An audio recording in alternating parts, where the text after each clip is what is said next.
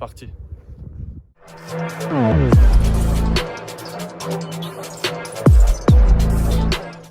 Donc j'ai commencé le football à l'âge de 5 ans, ici même à Fleury-Mérogis. C'est tout naturellement que j'ai rejoint le club étant donné que mon père était déjà le président du club et que j'habitais juste derrière, à 1 minute d'ici. Donc je venais déjà jouer avec mes copains quand j'étais petit sur le terrain derrière, qui à l'époque était un terrain en herbe et après est devenu terrain synthétique. Donc j'ai fait toute ma jeunesse à Fleury-Mérogis. J'ai rencontré pas mal de jeunes qui ont évolué avec moi, comme Kevin Matteau, Joris Sozo. Donc j'ai eu l'occasion de rencontrer un peu tous les bénévoles qu'on connaît encore aujourd'hui, que ce soit Raymond et Raymond, que ce qui est le club des supporters avec Laurent Tison. On retrouve encore à l'heure actuelle en National 2 les mêmes bénévoles qui s'occupent de la buvette, de faire à manger, d'accueillir les supporters, etc. Donc on garde vraiment cet esprit familial et c'est aussi pour ça qu'on me surnomme un peu l'enfant du club, étant donné que toutes ces personnes-là m'ont vu grandir et c'est un plaisir de les retrouver encore aujourd'hui. Donc après j'ai fait mes classes U17 et U19 à Fleury-Mérogis à un niveau un peu plus élevé étant donné qu'on était en DH à l'époque. Donc U17 j'ai rencontré Pascal et U19 j'ai fait mon année avec Habib qui est l'actuel coach de National 2. Donc qui a eu l'occasion de me former étant jeune et que j'ai retrouvé maintenant aujourd'hui. Saison 2013-2014, j'intègre l'équipe réserve des seniors, je sors de U19. Ça se passe relativement bien, on fait une bonne première partie de saison, je joue avec Popov par exemple, qui maintenant est préparateur physique du groupe de National 2. Au bout de 6 mois, l'actuel coach Bernard Bougère m'appelle et me convoque pour rejoindre l'équipe première qui évolue à l'époque en National 3, CFA 2. Au bout de 6 mois, j'intègre l'équipe première donc de CFA 2 à l'époque, puisque je profite d'une blessure et Bernard Bougère m'appelle pour intégrer l'effectif et remplacer cette personne qui est blessée. J'effectue ma première entrée en jeu en CFA 2 dans un derby sur le terrain d'à côté. Donc notre terrain principal contre Sainte-Geneviève-des-Bois. À l'époque, on a remporté le match 2-1. On m'a fait rentrer à 10 minutes de la fin pour essayer de garder le score. Et c'était chose faite. Donc à la fin de la saison, on se retrouve sur le dernier match, le match de la montée contre Thouars. Scénario assez improbable puisque l'équipe adverse qui était Saint-Privé jouait la montée, elle gagnait 3-0 à la mi-temps. Et nous, du coup, on était un peu en attente de leurs résultats pour valider la montée. Et à la fin du match, du coup, on attend le coup de téléphone sur le portable de mon père. C'était Salam Adjoub à l'époque qui était parti superviser le match à l'extérieur. Et là, mon père nous annonce à tous que Saint-Privé s'est fait remonter et a perdu le match 4-3. Et que du coup, on accède au monde du CFA, donc de National 2 actuellement. Et c'était vraiment un des très grands souvenirs, voire le meilleur souvenir du club de Fleury. Et je suis très heureux d'avoir participé à ça. Ensuite, j'enchaîne sur 4 ans d'affilée au club. Le coach décide de me garder et de renouveler mon contrat dans l'effectif. Notre première année à l'échelon de National 2 s'est très bien passée puisqu'on a fini deuxième du classement. On aurait presque pu accéder à l'échelon supérieur, mais sur le dernier match, on a fait un match nul là où on devait faire une victoire. Bon, c'est les aléas du foot, mais ça restait une très belle saison quand même. On a enchaîné ensuite sur de très belles aventures en Coupe de France. Je pense notamment à l'élimination de Brest, pensionnaire de Ligue 2, avec un doublé d'Aurélien Tertereau. À notre voyage en Guadeloupe, avec un effectif vraiment agréable à l'époque. On avait beaucoup d'amis, que ce soit Vincent Squaté, Guillaume Serre, Nouil Haïfa, qui n'a pas participé au voyage d'ailleurs parce qu'il a peur de l'avion.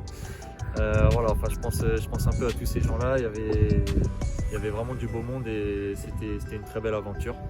Donc saison 2017-2018, Il y a eu un changement de coach. Bernard Bougère est parti sur une autre aventure, l'arrivée de Christophe Thenne.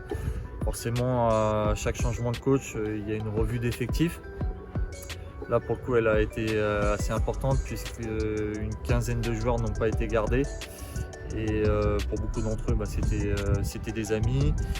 Du coup, je me retrouvais pas forcément dans le projet qui avait été décidé. Et j'ai commencé à me poser du coup quelques questions sur mon avenir à Fleury-Mérogis. Donc saison 2018-2019, je décide d'aller tenter l'aventure à Boulogne par rapport à tout ce que j'ai dit auparavant.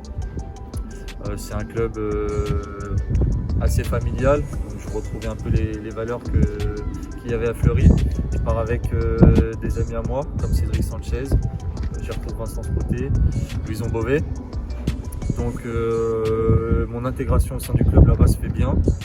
Donc saison 2019-2020, retour à la maison au mois de janvier. Le nouvel entraîneur, donc Nicolas Dupuis, décide de retrouver un peu ce côté familial et de rappeler des joueurs pour essayer de reconstruire un collectif, puisque Fleury était dans la zone de relégation et il fallait à tout prix se maintenir. Donc là, il rappelle 3 joueurs, dont moi. Et c'est avec grand plaisir que je reviens au club. Je retrouve un peu tous les bénévoles, donc que ce soit Martine, Lily, Solange, Raymond, la famille Le Maire, etc. Donc c'est vraiment un grand plaisir de revenir ici. Et fin de saison, on arrive à se maintenir, donc contrat rempli entre guillemets. Le coach Nicolas décide de construire un peu son équipe pour l'année prochaine. Donc il appelle des joueurs comme Anthony Petrilli ou encore William Seri. Et là, un collectif commence à se former. Et après, malheureusement, on a vite été interrompu par le Covid. Saison 2020-2021, on repart avec Habib à la tête de l'effectif. On a réussi à construire quand même un collectif tous ensemble avec les retours de Guillaume Serre, quelques arrivées aussi. Et on a pour objectif de réaliser une belle saison, déjà dans un premier temps de prendre du plaisir et d'essayer de construire quelque chose ensemble. C'est chose faite si je puis dire, puisqu'on commence très bien le championnat. On a à cœur de jouer au plus proche de nos spectateurs ici sur ce nouveau terrain, puisqu'à l'époque on jouait à Bobin et c'est vrai qu'ils étaient tous un peu éloignés. Là on peut discuter à la fin des matchs, on peut aller les voir et c'est vrai qu'on sent qu'il y a une certaine atmosphère qui se crée dans ce stade. Donc le championnat commence plutôt bien, on commence en étant meilleure défense, on marque les buts au bon moment, etc. Bon, on connaît un petit trou au mois de novembre, mais dans la globalité ça se passe relativement bien. Et après malheureusement la situation a fait qu'on a dû arrêter le championnat et on a eu la chance de continuer un peu l'aventure en Coupe de France. Ça a été une belle année, mais ça aurait pu être une meilleure année encore si on avait réussi à se qualifier au pénalty face à Annecy et à continuer notre parcours. Bon, on s'arrête en 32e, c'était quand même bien malgré tout. Jeudi 25 mars, je m'en rappelle encore, le coach, sélectionneur de l'équipe nationale de Madagascar me passe un coup de fil pour me demander de lui envoyer en photo mon passeport malgache, étant donné que j'ai la double nationalité puisque ma mère est née à Madagascar. Donc là il m'annonce la nouvelle, il me dit que le dimanche on décolle pour l'Éthiopie pour jouer les qualifications pour la CAN. Donc là forcément grande émotion. Bon, j'appelle mon père, ma famille, mes proches, mes amis. Je leur explique un peu la situation, ils sont tous très contents pour moi. Et j'ai hâte de débuter cette aventure avec l'équipe nationale pour cette première sélection. J'ai été très bien accueilli, j'ai eu le droit à mon petit bisutage, comme un peu partout. Donc je leur ai fait un petit besaçin avec les Champs-Élysées, histoire d'essayer d'avoir du public.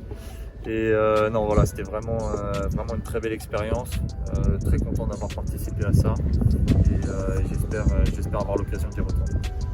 Situation actuelle, outre l'aspect sportif, on sait que c'est compliqué pour beaucoup de monde. Certains ont des proches qui sont atteints du Covid.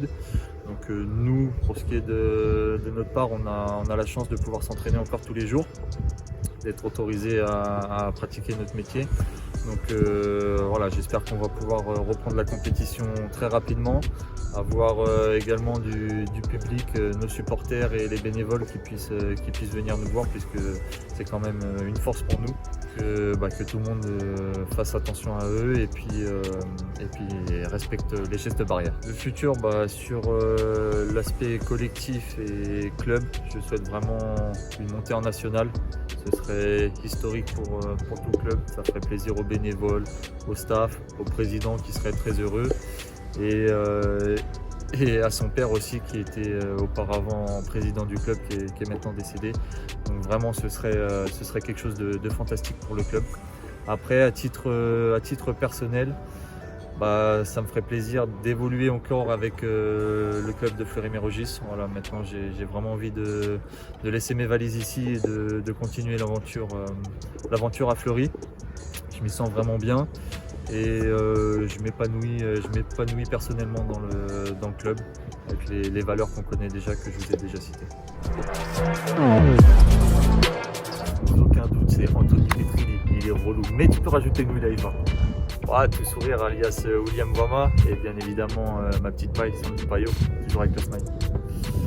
On a une bonne équipe de chambreurs, mais franchement je te dirais Nuilaïfa, Nicolas Souchet, c'est pas mal.